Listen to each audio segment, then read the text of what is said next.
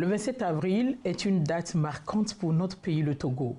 Le 27 avril, notre nation commémore avec fierté la célébration de l'anniversaire de son indépendance, un temps pour célébrer ceux qui se sont battus pour notre liberté, mais aussi et surtout un temps pour la jeunesse de sonder son rôle en tant qu'héritière de cette liberté, parce que cet héritage précieux implique inévitablement des responsabilités. Alors aujourd'hui, dans Podium Jeunesse, la question est claire: que signifie concrètement pour les jeunes d'aujourd'hui d'être les dépositaires de cette indépendance? Quels sont leurs devoirs, leurs rôles, leur marge de manœuvre pour bâtir le Togo de demain en restant fidèle à ce rêve d'autonomie? Bonsoir à toutes et à tous et bienvenue dans ce nouveau numéro de Podium Jeunesse. Pour éclairer ce débat essentiel, nous avons le plaisir d'accueillir deux jeunes passionnés par l'engagement communautaire. À ma droite, nous avons M. Jacques Achou Abochi. Jacques, bonsoir. Bonsoir, madame. J'espère que vous allez bien. Je vais bien, madame. Vous êtes sociologue politique et secrétaire général de CREA, entendez le cercle de réflexion pour l'émergence en Afrique. Merci d'avoir accepté notre invitation. Merci. À mon extrême droite, nous sommes avec M. Wakilou Biao. Wakilou, bonsoir. Bonsoir, madame. Comment ça va, Akara? Grâce. Vous êtes acteur socio-juridique et président du CAJS, le Centre d'action juridique et sociale. Merci d'être là. C'est un devoir. Avec vous, nous parlerons de la jeunesse togolaise, héritière et actrice de développement. Jacques, alors que nous célébrons 105 ans d'indépendance, je pense qu'il est essentiel de comprendre sa signification pour la génération actuelle. Vous, comment interprétez-vous personnellement le fait d'être un héritier de cette indépendance? Être héritier de l'indépendance d'accord du Togo promeut d'abord, au-delà du statut symbolique, c'est d'abord et c'est également un appel collectif et conscient à pouvoir répondre d'accord à l'appel de l'histoire, celui de prendre conscience à ce que les luttes que nos aïeux ont menées pour aboutir à l'indépendance est le fruit d'accord de nombre de sacrifices et que cela demande à chacun d'entre nous, dans une certaine mesure, de pouvoir se positionner comme acteur majeur, comprendre d'accord cette histoire, la mener d'accord au bout du fil et être conscient également d'une réalité, c'est que nous sommes d'accord à une célébration de 65 ans. Et cela nous amène à pouvoir poser des questions. Aujourd'hui, l'indépendance politique est certes acquise, mais est-ce que sur le plan économique, sur le plan social, sur le plan culturel, est-ce que nous continuons la mission d'accord de nos aïeux? Puisque en réalité, c'est au bout de l'ancienne conquête, c'est la nouvelle, cela demande de nous en tant que jeunes de pouvoir être d'accord dans la continuité. C'est en cela en réalité que nous sommes réellement des héritiers. Et au-delà de ça, cela pose la question d'accord de l'engagement du jeune. Et c'est pour ça qu'aujourd'hui, que cela nous demande de nous plus d'initiatives, plus d'actions locales à fort impact. Merci. Wakilou? À mon avis, en ce qui concerne être héritier de l'indépendance du Togo, c'est de comprendre d'abord que la liberté obtenue le 27 avril 60 est loin d'être des acquis figés, plutôt une responsabilité vivante, à travers une responsabilité où tous on est ensemble, on contribue pour bâtir une nation souveraine. On contribue pour bâtir une liberté au-delà du mot qui se vit. On contribue pour bâtir une nation qui peut s'exprimer au-delà des autres nations. Sur l'aspect interne comme international, l'équilibre, construire ensemble. Là, on peut se proclamer héritier de l'indépendance du Togo. Merci, madame. Merci à vous aussi. Pour continuer notre échange, je voudrais vous poser une question simple, mais essentielle. Quel est le tout premier mot ou la toute première image qui surgit dans votre esprit lorsque vous pensez à l'indépendance de notre nation? Le premier mot qui vient à l'esprit, c'est sacrifice. Et l'image, c'est comme un flambeau tenu par des pères fondateurs et qui sont en train de le transmettre à une jeunesse. Ça, c'est l'image qui me vient à l'esprit, puisque je vous parle tout à l'heure de continuité. Et cela vous demande que l'indépendance ou être héritier de l'indépendance, c'est une responsabilité à incarner. Et c'est une mission à assumer. Et c'est un devoir à remplir. Les fondateurs, dans une logique intergénérationnelle, transmettent maintenant le flambeau à la jeunesse qui le prend et qui en est conscient. Indépendance, votre mot, votre image, Wakilou? Le mot, je dirais liberté. Une liberté qui implique une responsabilité. En termes d'image, drapeau togolais flottant qui interpelle le patriotisme, le combat pour cette souveraineté nationale.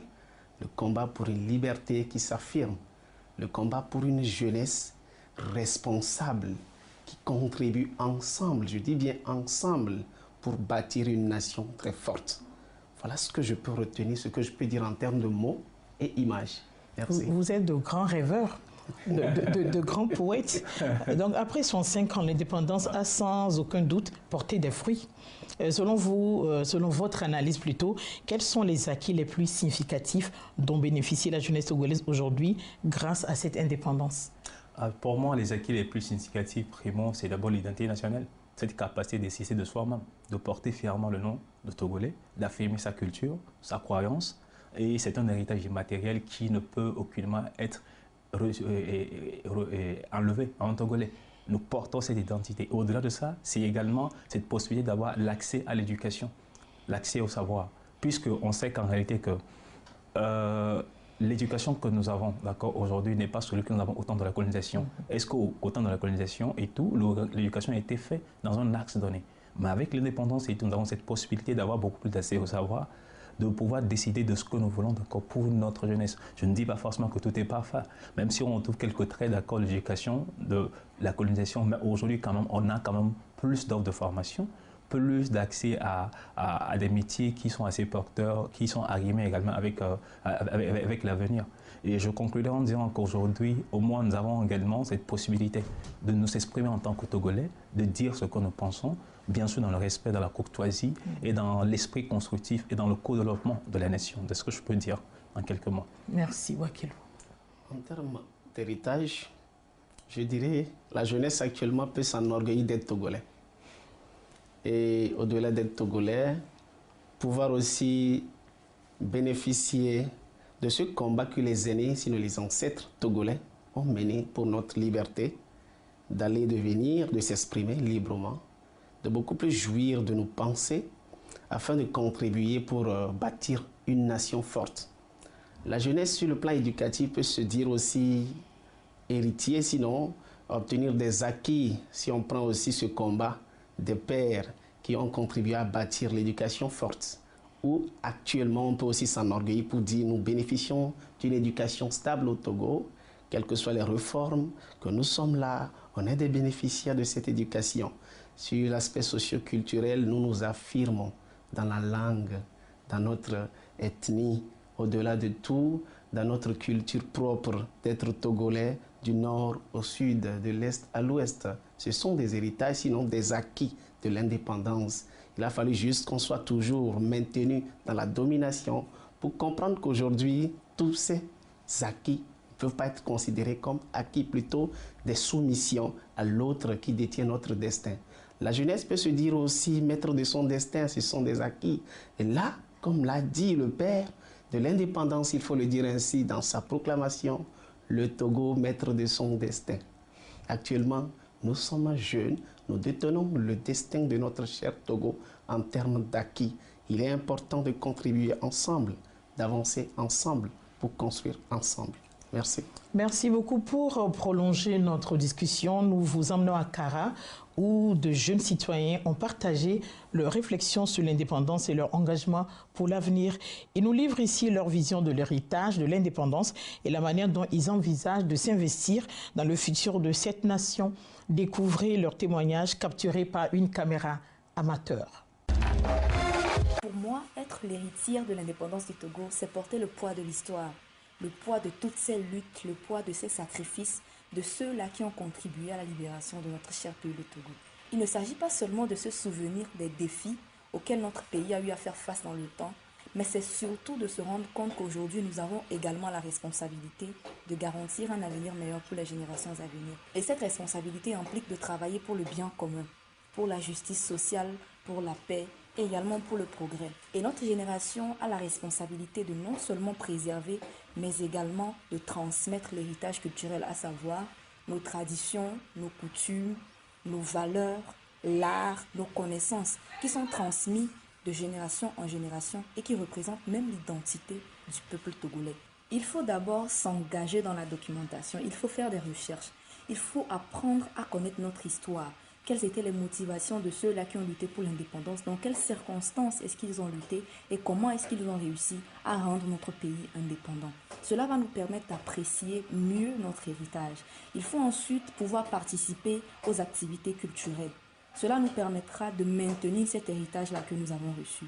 Ensuite, il faut favoriser la diversité culturelle, la valoriser, parce que lorsque nous valorisons les différentes cultures que nous avons, cela nous permet de contribuer à un monde plus ouvert et plus tolérant. Et en dernière position, il faut partager notre savoir, parce que lorsque nous partageons, nous pérennisons ce savoir-là, et ainsi nous pourrons le transmettre aux générations à venir plus facilement. La jeunesse étant la relève de demain, nous avons un rôle crucial, une responsabilité importante dans la construction d'un pays prospère. Et cela passe essentiellement par l'éducation ou la formation. Nous devons réellement investir dans notre éducation, dans notre formation, pour développer des compétences qui encore sont nécessaires à un marché de l'emploi qui est en constante évolution. Aucun pays ne peut prospérer au milieu des mésententes, au milieu des guerres, au milieu des soulèvements. C'est la raison pour laquelle nous devons promouvoir la paix et la tolérance pour favoriser le dialogue entre nous et contribuer à la stabilité dans le pays. Un héritier de l'indépendance du Togo représente, à mon avis, bien plus qu'un lien historique ou un titre honorifique. C'est avant tout une grande responsabilité. En tant qu'héritier, il est de notre devoir de conserver la mémoire des luttes, des sacrifices et des générations passées. C'est se souvenir que la liberté est acquise au prix de nombreux efforts. La responsabilité de cette génération vis-à-vis de cet héritage est de préserver et transmettre les sacrifices et les luttes qui ont permis d'atteindre cette indépendance. Les jeunes jouent un rôle déterminant dans la construction d'un Togo prospère. Les jeunes doivent apporter des idées nouvelles et des solutions innovantes pour répondre aux défis économiques, sociaux et technologiques actuels. Jacques, au-delà des concepts, il y a l'expérience individuelle. Yeah. Qu'est-ce que cela signifie pour vous personnellement de porter cette responsabilité d'être un héritier de l'indépendance du Togo? Pour moi, cette responsabilité s'exprime sur plusieurs angles. C'est d'abord cette conscience interne qui m'habite, celui d'hériter d'une terre qui est le Togo, d'en être fier, de porter digne de ses valeurs et de pouvoir avoir l'occasion aujourd'hui de pouvoir apporter ma pierre à l'édifice pour la construction. Primo, cela m'interpelle personnellement comme un devoir, un rendez-vous avec l'histoire. Parce que tous les hommes qui existent au Togo, chacun d'une manière ou d'une autre, a rendu service à cette nation et a fait ce qu'il peut, selon son temps, selon son époque. Me voilà aujourd'hui arrivé à mon époque, en tant que jeune, en tant qu'héritier de son indépendance. Cela m'appelle d'abord, primo, à une responsabilité collective, dans la mesure où je dois, primo, agir pour le bien-être de ma nation. Partout où je suis, incarner le fait que je suis un Togolais et que les yeux des personnes sont sur moi. À chaque faux pas que je poserai, on jugera le Togo mal à travers moi. Aussi bien sur le plan national que sur le plan international. Je suis la vitrine de ma jeunesse, que je représente fièrement d'ailleurs. Et au-delà de ça, cela m'amène à pouvoir comprendre qu'aujourd'hui, quel est ce que moi je peux, en tant que jeune, apporter à ma nation. Parce que nous ne devons pas être dans une position de victimisation, une position de plaintif, une position où en réalité on attend qu'en réalité qu'on nous donne. Mais qu'est-ce que nous apportons au quotidien à notre nation? Qu'est-ce que nous apportons en tant qu'héritier? L'être héritier ne doit pas juste être un titre, mais beaucoup plus, d'accord, je le disais, une mission à assumer. Qu'est-ce que je fais? Moi, d'ailleurs, voilà pourquoi moi, pour ma part, je milite au centre de CREA, le cercle de réflexion pour l'émergence de l'Afrique, où nous avons des espaces de travail, où nous cogitons sur le pays, nous réfléchissons sur le secteur de l'éducation, nous proposons, d'accord, des idées de projets à fort impact, où nous essayons quand même de les partager en coulisses avec les personnes de ce qu'il faut. Et au-delà de ça, nous essayons dans une certaine mesure aujourd'hui d'aller vers ce que j'appelle en réalité l'amour de sa nation, qui aujourd'hui est une denrée périssable. Et j'ai vu à travers un challenge qui a eu très récemment, dont je préfère taire le nom, comment j'ai vu des Togolais... Au risque de leur faire de la publicité justement, gratuite. Des Togolais sont mobilisés. Les gens mobilisent des millions. Ce qui montre qu'en réalité, il y a une volonté, collective interne qui peut être mobilisée si elle est bien orientée dans une synergie. On a vu la victoire au bout du fil. Ça veut dire qu'aujourd'hui, d'une manière ou d'une autre, les portes s'ouvrent pour la nation et qu'elle est célébrée mondialement, vu en réalité l'impact que donne la technologie aujourd'hui sur l'image d'une nation. Et aujourd'hui, je peux dire que pour moi aujourd'hui, résumer simplement, c'est ma responsabilité personnelle, c'est de ne pas trahir les aînés, mais de comprendre quelle a été leur souffrance, assumer d'accord les missions qui sont les miennes à mon temps et à mon époque. Et toujours le plus important, qu'en partant, je puisse transmettre également à la génération qui vient. C'est ça en réalité, pour moi, ma responsabilité individuelle face en réalité au statut d'héritier de l'indépendance. Il y a beaucoup de l'énergie à mobiliser. Wakilou? Personnellement, héritier de l'indépendance, je peux lire par là une responsabilité vivante, comme je l'ai déjà soulevé plus haut. Une responsabilité qui m'interpelle à l'action, l'engagement, plus d'engagement pour bâtir ensemble, aux côtés des pères qui continuent leur combat, hein, il faut dire les choses par leur nom. Et au même moment, en tant que jeune, c'est de voir sur le plan individuel le potentiel que j'ai pour construire. Et comment conjuguer avec le potentiel de mes pères pour conjuguer ensemble et construire. Et là, je dirais aussi, si on revient sur l'aspect appel à l'action, il faut comprendre que la nuit, elle est longue, mais le jour vient. Le père de l'indépendance l'a dit à l'entame de la proclamation. Sentinelle, que dis-tu de la nuit? La nuit est longue, mais le jour vient. Et dans ce sens où la nuit sera toujours longue, mais le jour viendra. De Forcément. ne pas lâcher, de continuer par se battre. Continuer par croire à un lendemain meilleur. Et ils ont payé au prix de leur chair et de leur sang. Nous, on a cette chance de faire un combat sans pour autant se faire voir la chair ou le sang. Les gens ont sué, ils se sont battus. Certains sont partis, voyant une réalité qui ne s'est pas encore manifestée. Nous, on a eu cette chance d'être héritiers d'une réalité manifeste qu'on appelle l'indépendance. Il est important de ne pas être distrait. Personnellement, ça m'interpelle à la concentration. La concentration de voir où est-ce qu'on veut mener d'ici 10, 20, 30, 40 ans, si on vit encore, ce pays très cher, Togo. De voir à moi le potentiel à vendre au maximum. De voir à moi une communauté à réunir autour de l'idéal commun. Au centre CHJS, nous nous bâtissons la communauté.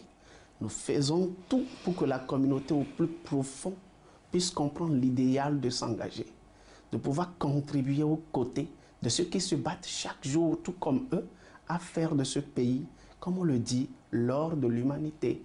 C'est ça le combat, l'or de l'humanité. Est-ce qu'on en est déjà là? L'hymne comporte ça. L'or de l'humanité, terre de nos aïeux. Au-delà de tout, la terre de mon aïeux, qu'est-ce que j'en fais? Ça m'interpelle personnellement. Quelque part, on me dit, je dois en faire l'or de l'humanité. Comment on en fait? Comment on crée de l'or? Il faut aller creuser, extraire, laver, polir et s'assurer que c'est de l'or. J'ai cette responsabilité vivante de beaucoup plus travailler pour en faire de ce pays. Il y a plusieurs étapes à franchir. Tellement d'étapes qu'on ne saurait si on est distrait. Il va falloir toujours être concentré chaque jour. Ne pas se permettre d'être distrait, ne serait qu'un seul instant de perdre l'idéal commun, la liberté. On fait quoi de cette liberté? On dort avec ou on travaille? C'est la question qu'il faut se poser en tant que jeune. Peut-on dire qu'aujourd'hui, on a une génération plus consciente de sa responsabilité d'héritière et de citoyenne d'il y a 10 ans? Non, je ne crois pas. Pour moi, dans une certaine mesure aujourd'hui, on a une jeunesse bien sûr qui est intellectuelle, qui réfléchit, il y a une jeunesse qui est là, mais beaucoup à cause de certain nombre de facteurs, des réalités vécues, d'accord, ont préféré démissionner. Démissionner aussi dans le cœur, mais démissionner également dans l'esprit. Puisque pour bâtir d'accord un engagement qui est vrai, cela se bâtit d'abord dans les esprits, cela se travaille dans les institutions et cela se voit dans les actes. On a une jeunesse, bien sûr, dans une certaine mesure, pour ceux qui, une catégorie qui aspire, d'accord, à accéder au cercle de souveraineté, de règne, ou à pouvoir diriger des espaces, ou à pouvoir avoir des postes à des niveaux de nation. C'est eux, cette quantité infime-là. Mais je me dis que dans une certaine mesure, on n'a pas besoin, quelquefois, pas forcément du nombre pour arriver au bout de ce qu'on veut. Parce que vaut mieux la qualité que la quantité. Moi, pour moi, je garde quand même cette belle espoir au fond de moi qu'on aura un jour, d'accord, grâce à ces jeunes-là qui restent motivés au quotidien à apporter un plus, pour que nous puissions ensemble allumer le flambeau de l'engagement, le flambeau de la participation à la nation, le flambeau d'accord de la conscience de cette nation à laquelle, que nous voulons ou pas, nous ne porterons jamais aucunement une autre identité que le fait d'être Togolais. Allumer, moi je dirais rallumer. Justement. Et c'est pour ça qu'en réalité que je dis qu'il faut, dans une certaine mesure, que ces jeunes qui aujourd'hui sont découragés par des réalités, mais qui ne sont pas des vérités. Moi, je lui dis toujours et toujours qu'il y a une différence nette entre la réalité et la vérité. Soyons des acteurs dans notre responsabilité individuelle et collective, en commençant d'abord par nos quartiers. Nous avons aujourd'hui au moins 117 communes au Togo. Quel est l'engagement d'accord des jeunes dans nos communes aujourd'hui? Wakilou? Je dirais que 10 ans auparavant, on peut s'enorgueillir d'avoir une jeunesse qui prend des initiatives. Je suis de ceux-là qui arrivent à un moment donné à reconnaître quand même l'effort et à solliciter plus d'engagement. À ce niveau, je vais peut-être dire bravo à cette jeunesse togolaise qui prend conscience déjà en s'éduquant, à aller à la recherche de la connaissance et du savoir et essayer de voir comment conjuguer cela pour pouvoir bâtir quelque chose de concret. Et en ce sens, je dirais aussi bravo à cette jeunesse togolaise qui ne dort pas. Cette jeunesse togolaise qui, au-delà, à gauche et à droite, conjugue, essaie de combiner 1, 2, 3 pour en faire 4 ou 5, 6 au-delà. Il est vrai que le nombre n'est pas encore exhaustif, mais le peu qui existe est à féliciter parce que chaque jour, au-delà de la vie pingre qui existe au Togo en ce qui concerne l'engagement, ces jeunes ne baissent pas les bras. Et on peut comprendre qu'à un moment donné, ils se découragent parce qu'il n'y a rien à côté pour les encourager. Et une jeunesse motivée, bien sûr, mais qui manque de repères. Il se conjugue avec 1 franc, 2 francs, 3 francs pour en faire quelque chose et aller au fin fond quelque part contribuer. Il faut reconnaître déjà l'effort. Mais toutefois, solliciter à la masse peut-être qui dort encore, qui reste pessimiste, ou encore qu'on a pris le temps de tromper. Moi je dis bien qu'on a pris le temps de tromper par l'histoire. D'aucuns diront ça et ça, c'est à ça je crois. Mais ils oublient qu'en réalité, c'est quand on continue par construire une vérité, sort. La vérité dont a fait mention mon très cher Jacques en ce sens. Il va falloir qu'on soit chaque jour en action. Qu'on soit chaque jour en action pour voir venir une réalité qui peut en même temps être une vérité pour nous. Et là, cette jeunesse qui se dit espérer de l'autorité avant d'agir, je dis stop. C'est là, il faut interpeller plus. On n'a pas besoin d'espérer l'autorité avant d'agir. On a besoin de bousculer l'autorité pour agir ensemble. On a plus d'énergie. L'autorité vend combien en termes d'énergie? Nous, ça déborde, ça saute de partout. Il va falloir démontrer ça à travers notre patriotisme.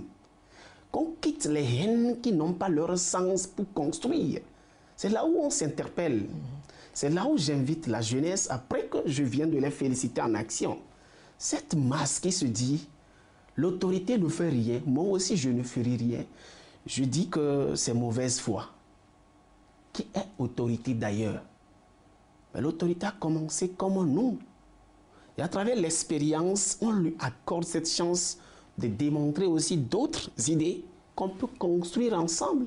Qu'est-ce que nous on en fait déjà à notre âge jeune? Rester au lit? Ou aller suivre les télé-novelas? Ou encore divaguer dans l'espace sur les smartphones? Mais on nous appelle à l'action. Ce n'est pas moi, c'est la terre de nos aïeux. On voudrait un jour l'or de l'humanité. On en fait comment? Il faut qu'on y travaille. On doit travailler. Merci beaucoup. Je les invite. Jacques Wakilou, votre présence ici témoigne de votre engagement. Jacques, pourriez-vous nous expliquer comment vos actions et vos initiatives se connectent, selon vous, à cet héritage de liberté et d'autonomie que nous célébrons? Ok. Pour nous, déjà, d'abord, au cercle de réflexion d'accord pour l'émergence de l'Afrique, nous avons des ateliers de réflexion que nous faisons. Et à travers ces ateliers de réflexion, ce que nous faisons également, c'est des propositions également de projets.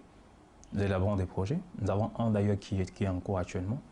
Jeunes patriotes, c'est ce que nous développons actuellement. C'est de bâtir d'accord le patriotisme dans la jeunesse, puisqu'il faut éduquer l'esprit de la personne à donner quand même les outils à cette jeunesse-là afin qu'elle puisse agir.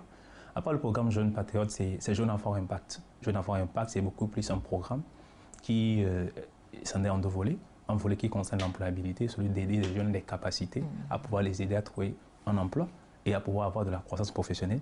Le deuxième, c'est lié beaucoup plus au volet entrepreneurial, où nous avons d'accord une équipe de jeunes que nous accompagnons au quotidien, grâce à l'intervention d'autres jeunes, parce que nous créons les jeunes pour les jeunes. C'est la logique dans laquelle nous sommes, afin de mieux se comprendre. Un jeune me comprend mieux peut-être qu'une personne qui n'est pas de mon âge. Donc les jeunes qui sont dans des entreprises, qui ont des connaissances, des expériences, nous les mobilisons pour pouvoir accompagner maintenant en termes de structuration de projet, en termes de pitch, en termes de laboratoire d'ailleurs, et un certain nombre de choses. On les appuie à pouvoir développer d'accord leur projet. À part ça, nous avons ce que nous appelons en réalité proposition pour la nation. Ça, c'est ce que nous travaillons d'ailleurs en coulisses. Ça, c'est l'un des projets phares que nous avons actuellement, proposition pour la nation. Et la démarche, c'est quoi? C'est de prendre chaque ministère dans notre pays, de voir en réalité ce qu'elle fait au quotidien. Qu'elle propose, son programme, ses actions, ses projets. Le côté concret de ses actions. Voilà. Et de faire un suivi personnel de soi. Et un temps, ça peut élaborer des documents, d'accord, et déposer dans chaque ministère que nous aussi, en tant que jeunes, au cercle de réflexion... Y compris des propositions. Des propositions. Au cercle de réflexion pour l'Afrique, nous proposons en tant que partenaire d'actions, d'accord, pour les ministères. Nous avons espoir, puisque c'est ensemble que nous devons construire ce pays. Et au CAJS, comment ça se passe? Au CAJS, nous avons deux grands volets. D'abord, il faut rappeler que c'est un centre d'action juridique et sociale. Il y a le volet juridique et le volet social. Et notre but est de promouvoir un peu la communauté à la base, contribuer à l'amélioration des conditions de vie socio-juridique des communautés à la base dans une approche de développement humain, durable, inclusif et participatif. Vous évoluez plus au nord, c'est ça? Voilà, nous on couvre 4 régions sur 5. Plateau, Kara, Centrale et Savane. Et à chaque fois, nos actions doivent tenir compte de ce que je venais de citer là. Développement humain, durable, inclusif et participatif. Si on mène une action sur le terrain et que ça n'inclut pas le développement humain, durable, inclusif et participatif, ce n'est pas réussi. Donc c'est ce qui détermine les évaluations qu'on fait chez nous. Et volet juridique, nous luttons contre l'ignorance du droit. Parce qu'on se dit, lorsqu'on ignore, on est plus dangereux. Lorsqu'on ignore le droit et la loi, on est plus dangereux. Parce qu'on peut continuer par porter atteinte. On peut continuer par brimer. On peut continuer par faire mal son semblable. Et je vous assure que ce sont des bombes à retardement qui retardent aussi le développement. Il est important de lutter contre l'ignorance pour éviter les excuses devant le juge. Ça, c'est un combat. Nous faisons de l'assistance pour ceux qui ont des situations devant la loi. On les oriente, on les donne un peu des idées, on essaie de voir comment les faire comprendre leur peine. Parce que souvent, on pense que le juge a mal agi, parce qu'il n'a pas compris dans quel contexte le juge a agi. On intervient dans ce sens. Le social est encore dense parce que là, la jeunesse est interpellée. Contribuer et donner de l'énergie à base communautaire. Lorsque nous allons au niveau des communautés, on essaie de transférer l'énergie. On sent que ça bouge parce qu'ils attendent que ça. Merci. Donc, si je comprends bien, votre objectif principal, c'est fondre nos différences dans un creuset pour faire évoluer le pays. Idéal. Merci beaucoup. Jacques, chaque geste compte dans l'édification d'un avenir meilleur. Concrètement, de quelle manière pensez-vous que votre engagement contribue à votre échelle à construire le Togo de demain? Pour moi, à mon échelle, et avec d'accord l'association avec laquelle je travaille, pour nous d'abord, nous partons d'un concept que la première ressource d'un pays, c'est le capital humain. Et si le capital humain, d'accord, est la première ressource, nous, à travers nos formations, les enfants de capacité, ce que nous faisons, nous essayons d'amener l'esprit du jeune à pouvoir voir loin. Parce qu'un jeune qui est sans vision, c'est un pays qui est sans avenir. Donc nous les amenons d'abord à se former, à se développer, à se découvrir des compétences. Et au-delà de ça, nous les amenons à pouvoir également apporter leur contribution. C'est-à-dire que par les compétences qu'ils ont acquises, qu'ils soient d'accord à même de pouvoir contribuer à l'évolution d'une société. Voilà pourquoi ils ont accès à un accompagnement qui les permet à la fin d'avoir un emploi, ou soit carrément d'avoir une idée innovatrice que nos structures nous accompagnons pour qu'ils puissent avoir à la fin une entreprise créée dans le monde de la technologie, la bioénergie, on s'intéresse à l'éducation même. Je dirais que pour que le nombre 10 soit. Il a fallu 1. Je dirais même 0. 1, 2, 3 et ça donnait 10. En ce sens où je suis convaincu que le peu que je pose aujourd'hui va créer l'impact pour attirer plus demain. Ce qui fait que chaque jour que Dieu fait, on se dit, il ne faut pas retourner au lit sans poser ne serait-ce qu'un pas de plus qu'hier afin de construire.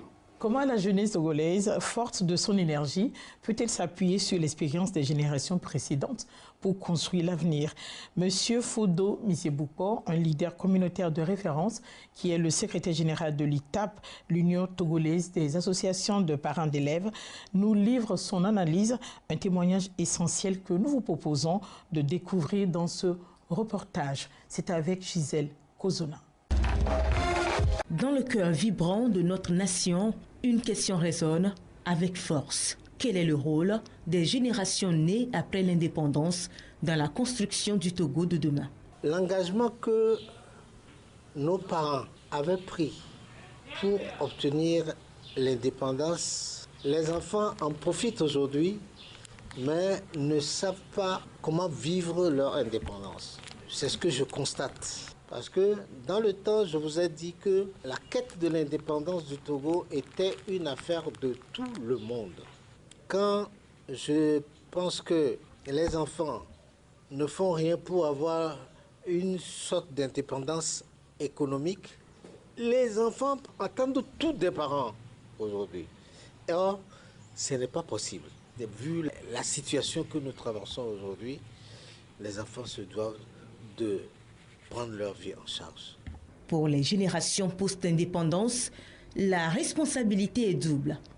Bâtir sur les fondations posées par leurs aînés tout en insufflant une vision nouvelle adaptée aux défis du XXIe siècle. Les leaders communautaires doivent être des modèles. Ici, je constate au Togo, l'affaire politique prend le pas sur tout. Être les leaders, des battants, des gens qui font tout pour que le pays avance. Ce n'est pas pour avoir un poste politique. Moi, je ne fais pas la politique, je n'en ferai jamais. Mais je pense que pour que les jeunes prennent conscience de leur état, qu'il faut changer pour aller plus loin, tout dépendra des leaders. Et quand je parle des leaders, j'inclus tout le monde. Nous, les parents, les enfants, les leaders politiques, les leaders communautaires, les leaders religieux, ils doivent donner de bons exemples de l'engagement qu'ils prennent pour faire avancer le pays. C'est ça que je pense qu'il faut. Les leaders communautaires jouent un rôle essentiel de catalyseur dans l'encadrement des jeunes pour leur épanouissement en tant qu'acteurs du développement. Le quartier appartient à tout le monde. Pour l'assainissement du quartier, les parents n'ont pas besoin de dire allez balayer, allez faire ceci. Ils doivent s'organiser pour dire mais notre quartier doit être propre. Avant, qu'est-ce qui se passait? Quand les étrangers venaient au Togo, ils disent mais la ville elle est très propre. Comment vous faites?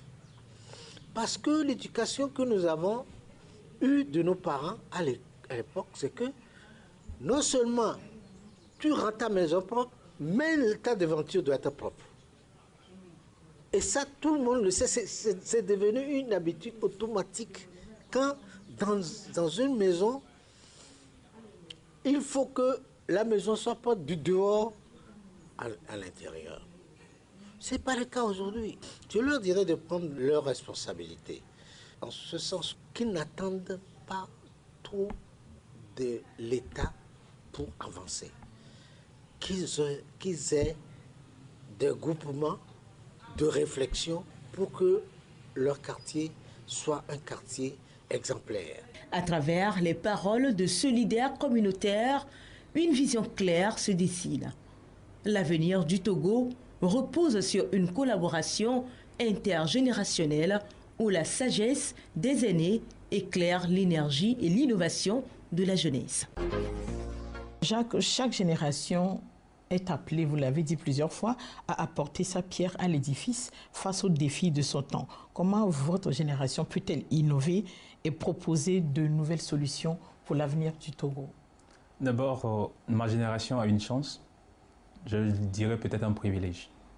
Un privilège dans le sens qu'on est à l'ère, d'accord, de la pleine expansion de la technologie de l'information, de la communication.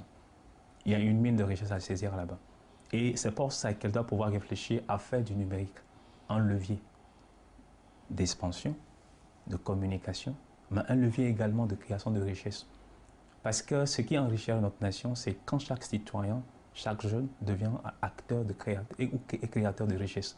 Voilà pourquoi des entreprises dans le secteur de la technologie sont aujourd'hui très demandées. Et cette technologie ne se limite pas uniquement qu'à elle seule. Elle impacte dans le domaine de l'agriculture, le domaine de l'énergie et le domaine également même de l'architecture. On a la croissance exponentielle de l'intelligence artificielle aujourd'hui. Comment est-ce que, en réalité, notre jeunesse, à nous, saisit l'opportunité de l'intelligence artificielle? Non d'en faire un outil qui les rend paresseux, oisifs, mais d'en faire un outil qui les amène à aller vers ce qu'on appelle l'optimisation des tâches et des performances. Wakilou? On ne pourra innover en tant que jeune lorsque nous prenons des initiatives.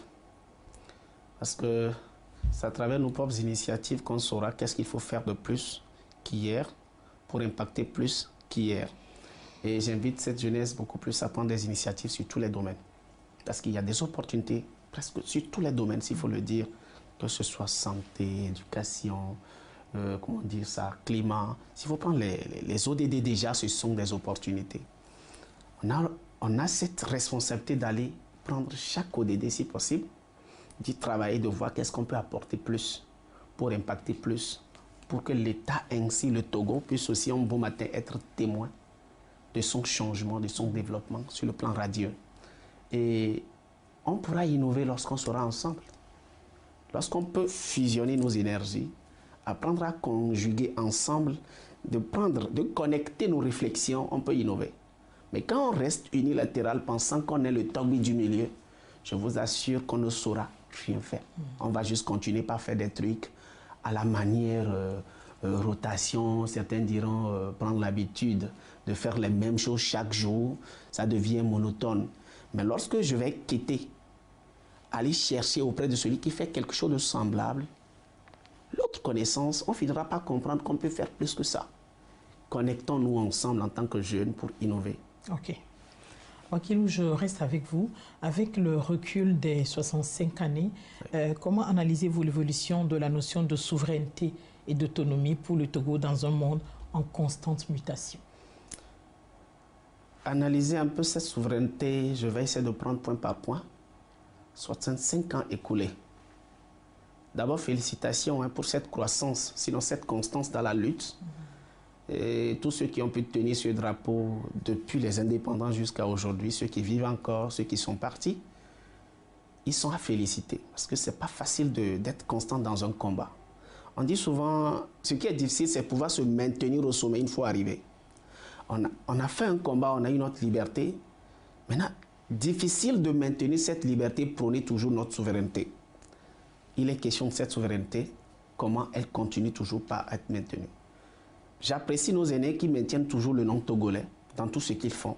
Ce combat de Togolais qui se fait chaque jour, au-delà des distractions sociopolitiques, socio-économiques et consorts qui existent, le Togolais reste toujours un Togolais. Il se bat chaque jour pour toujours s'affirmer. Cette solidarité entre Togolais, déjà c'est une souveraineté pour moi. Ça permet de s'afficher en tapant poing sur poitrine pour dire je suis Togolais. Et vous-même, vous pouvez remarquer partout où le Togolais se retrouve, en termes d'action, on sent ça. Parce qu'il tient toujours le nom Togolais. La souveraineté à la fois politique, je dirais aussi que ces mouvements que nous observons entre l'opposition et les partis au pouvoir, et après tout, les quiproquos, après tout qui se conjugue pour donner plus d'énergie, d'élan, c'est en quelque sorte s'affirmer sur l'aspect souveraineté. Qu'on a la maîtrise de notre intérieur, qu'on continue d'agir ensemble au-delà des divergences d'idées qu'on sort, qu'on ne peut pas se permettre d'aller en bain de sang parce que quelqu'un n'est pas pour quelqu'un, loin de là. Ça s'affirme là-bas aussi. Sur l'aspect international, dans le concert des nations, vous allez sentir toujours le Togo s'affirmer. Dans chaque crise où on sent que c'est dense, c'est le Togolais qui apporte la solution. Il faut en être fier. Je crois que c'est une grâce. C'est une grâce. Là où on dit que ça va fumer, ça va être feu, c'est le Togolais qui apporte l'eau. Mais si on n'est pas fier d'être Togolais en ce sens et de toujours clamer cette souveraineté qui est manifeste dans le concert des nations, dans la sous-région Ouest-Afrique, dans l'Afrique en général, c'est que quelque part on a péché, c'est blasphémé. Merci, Jacques. Déjà au lendemain de l'indépendance du Togo, il y avait cette volonté de s'affirmer à travers le président Sylvanus Olympio, où l'affirmation en tant que Togolais était dans une logique assez élevée. Mais il faut constater qu'après cette indépendance, il y a eu des goulots d'étranglement, il y avait des situations d'événements entachées par des assassinats, un certain nombre de choses, des actions de l'extérieur d'accord qui ont créé une certaine panique, une certaine peur dans le Togolais, dans l'affirmation de sa souveraineté. Je le dirais. Le réveil n'est venu qu'à partir des années 1990, où le Togolais en a marre. Avec le vent de la démocratie, déjà, en 1992, on sait ce que ça donne dans ce pays. Le réveil a commencé par là, le Togolais a commencé par d'abord s'affirmer. Merci beaucoup. Wakilou, pour que l'héritage que représente l'indépendance continue d'être une source de progrès, quels sont selon vous les piliers essentiels et qu'il faut consolider aujourd'hui pour les générations futures? Pour les générations futures, en termes de piliers à consolider, il faut une stabilité politique.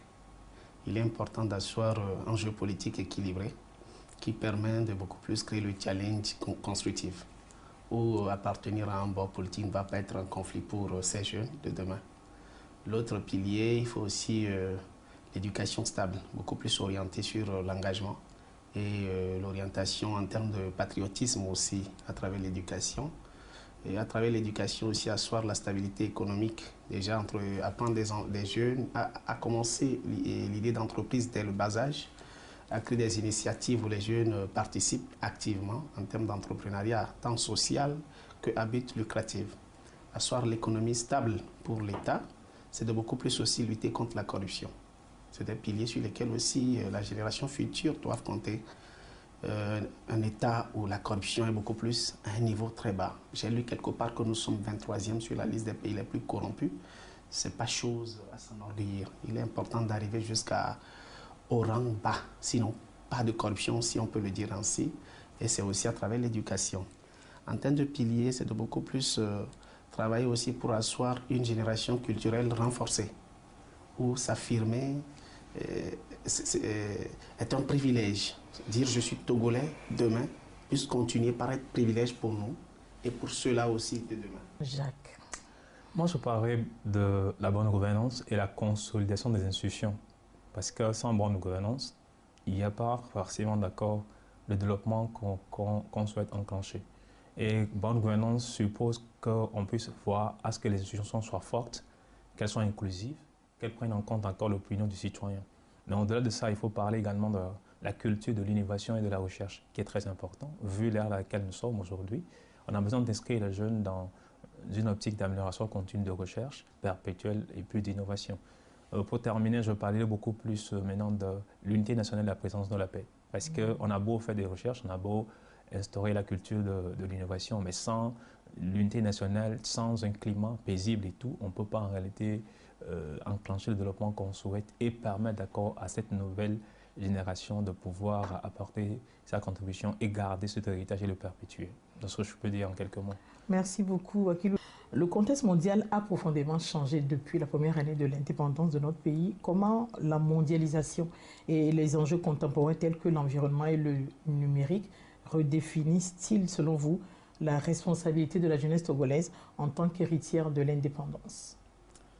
En ce qui concerne l'aspect écosystème, que ce soit numérique ou écologique, on peut aussi dire que les jeunes beaucoup plus doivent s'engager parce que tout a changé, c'était plus comme avant.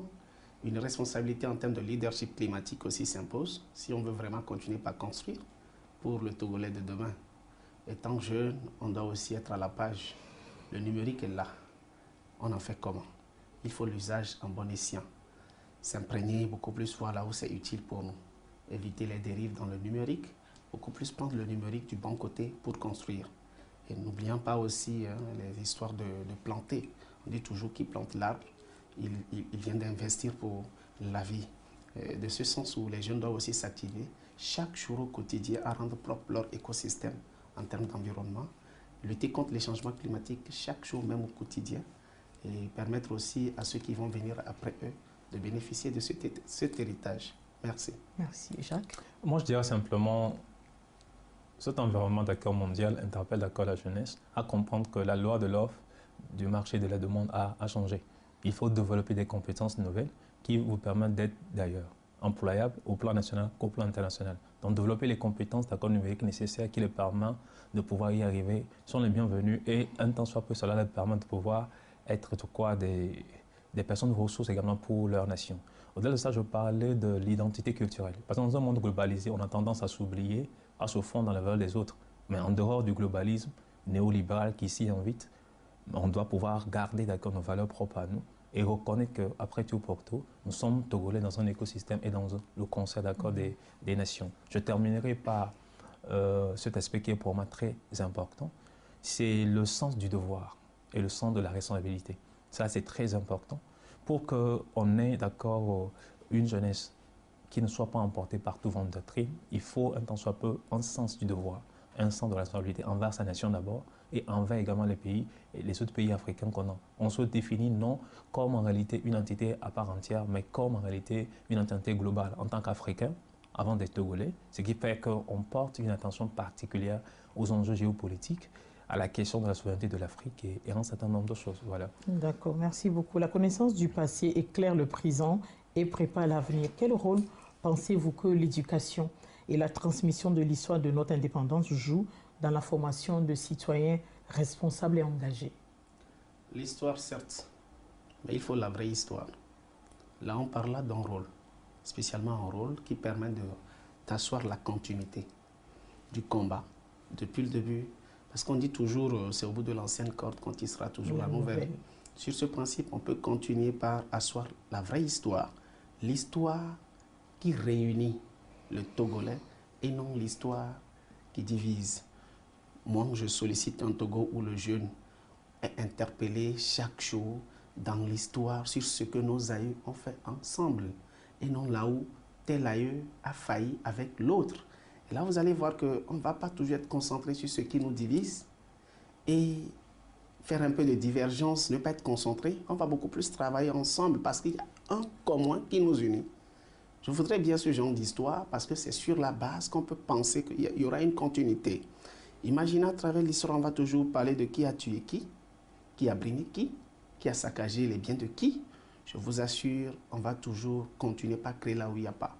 Une histoire où on nous parle de la bravoure de nos ancêtres, de nos aïeux, ceux qui se sont battus bec et ongle pour que le pays puisse accéder à son indépendance et dont on soit héritier aujourd'hui. C'est l'histoire là qui finira par nous unir, qu'on puisse nous parler de l'histoire où nos aïeux étaient ensemble pour construire les routes. Ils étaient très engagés, motivés pour construire ce que c'est qu'une route. Ensemble, on l'emprunte. Et non une histoire où on disait qu'on les bastonnait ou on les brimait pour le faire. Et que là, maintenant qu'on est libre, il faut espérer de quelqu'un qu'on appelle autorité, sinon l'État, pour le faire pour nous. C'est ça qui désengage cette jeunesse. Parce qu'on pense que ce que les aïeux ont fait, c'était dans la douleur. Non, c'était dans l'engagement. Il faut reconstituer le message pour mieux le véhiculer en termes d'histoire. Ok, merci Jacques. Voilà, comme disait mon confrère d'ailleurs, reconstituer l'histoire pour mieux le véhiculer.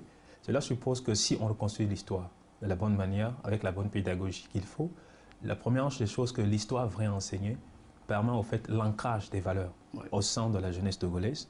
Et la deuxième des choses, c'est que cela donne aux jeunes Togolais l'esprit critique et un esprit assez responsable.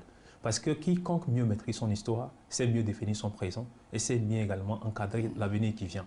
Donc c'est pour ça que enseigner notre histoire, ce qui est lié à notre héritage, notre indépendance, c'est de pouvoir également permettre à l'individu ou à la jeunesse d'être créatif. Parce qu'on ne peut pas en réalité innover en dehors de son terroir culturel. L'innovation part toujours de là. On dit souvent que l'esprit n'écrit pas es nihilo. Il faut partir de ce que vous avez à l'antenne pour créer et innover. Et c'est ce qui fait la marque caractéristique du Togolais, de part dans tous ses produits. Chaque culture en Afrique a sa spécificité. Donc, nous enrichir de nos sociétés, de nos individualités, en faire une force et non en faire une source de division. Puisque en réalité, mettre en avant cette individualité ne suppose pas que nous créons ce que moi j'appelle le tribalisme, la division ou en réalité des incompréhensions. C'est-à-dire que les incompréhensions d'hier ne doivent pas devenir des socles sur lesquels en réalité les ennemis du futur du Togo présent s'appuient dessus, d'accord, pour en réalité saccager notre avenir. Okay. Voilà pourquoi il faut l'enseigner. Et ça doit commencer à l'école, dès le bas âge avec les enfants. À l'école primaire. À l'école primaire. Nous sommes arrivés à la fin de notre échange. Si on devait retenir une chose, quelle est la responsabilité la plus importante des jeunes Togolais pour l'avenir et le développement de notre nation? La responsabilité la plus importante, c'est le patriotisme. C'est ça qui suscite l'engagement, sans attendre qu'on nous demande d'être engagés. Si on est patriote, on saura tenir plus haut le flambeau togolais et toujours permettre que ça brille, ça donne des éclats, parce que l'or de l'humanité, c'est là où on veut aller ensemble. Merci. Merci Jacques. La raison la plus cruciale qu'on demande à la jeunesse togolaise, c'est d'être des acteurs de changement, d'être des personnes qui sont au quotidien moteurs des actions qui apportent de l'impact.